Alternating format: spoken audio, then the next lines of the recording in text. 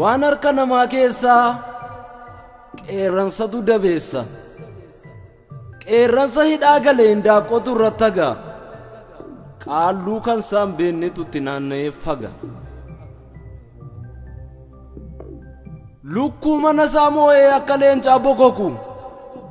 joobira baalleen cabee akka qocaa foqoqu leenca rasaasa quuftee gurra jissitee lootu nama keenya gaafadhu kan barri nama gootu hundan dubbatanii waan akka fakkeenyaa yemmuttiin xiinxalu haasaa nama keenya kan jiru jiraannaan ofiinuu mul'ata maaliif kan hin jirre jireenya dubbata waan gaarii fakkaattee abjuu hiikaa badde dhugaa lafa laalee uumamuusaaf gadde akka oduu keenyaaf hundee lafaa raafna qilleensarraa fuunee gurratti facaafna warra waanjoon cabsee maatii gargarire oduun mana guutee gurra nurraa cire uummata oduutiin dha'ee wala kaa'ee oduu biyya tuulee tuullaasaa lakkaa'e badhaasa uumamaa mukeen gaarewwanii kabajamtuu biyyaa haadha lageewwanii marganii latanii qilleensaa shubbisan jennata waaqarraa namatti mul'isan bosona ajaa'ibaa keessumsiisaa bokkaa oduu garaa guutee nama keessaa qoqa lolaatoo lolaasee biyyee guuree kaataa lalistuun argine ija kootii laata mukeen gaaddisaa oo bashannanaaf oolan kennaa rabbii ittiin leellisanii boonan arraba mi'eessi oduu kee jallisi saafaa dabarsuufuu badeera gaaddisi warqeen lafa keenyaa iyyumaa nu baasu fincaa'ee fi gibeen mootorii nuu kaasu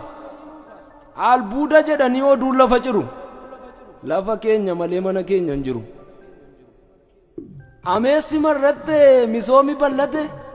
gombisaa eebbaatu biyyatti jallate isa qotee bulaan nutti hirrisee tiiviin keenya qotee nuu mul'ise abbaan adeemsa hojii kuduraa fi muduraa raajii nuu raajanii abdiisa fuulduraa raadiyooniin keenya silaa sooressuma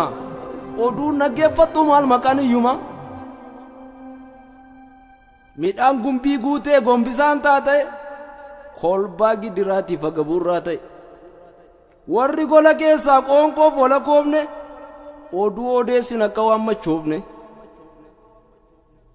yoo ofiin kaanii ofiin hin fudhanne akka garaa ofii baasanii hin dubbanne soba ofii beekan dhugaatti geeddaru fedha ofii duuba baacanii geeraru akkanumaan ol ka'ee madaa namaatti hin cobu lafa dhibeetu jira namuu jaallateen sobu jireenyi duuchitee dhagaa nama gooti namuu nyaatee bula dirqama qoonqooti Sheek Bakrii Saaphaloo waa buddeena dhabee yemmuu gaashireetti amileensaa cabee maaliif akka seene ilmi Oromiyaa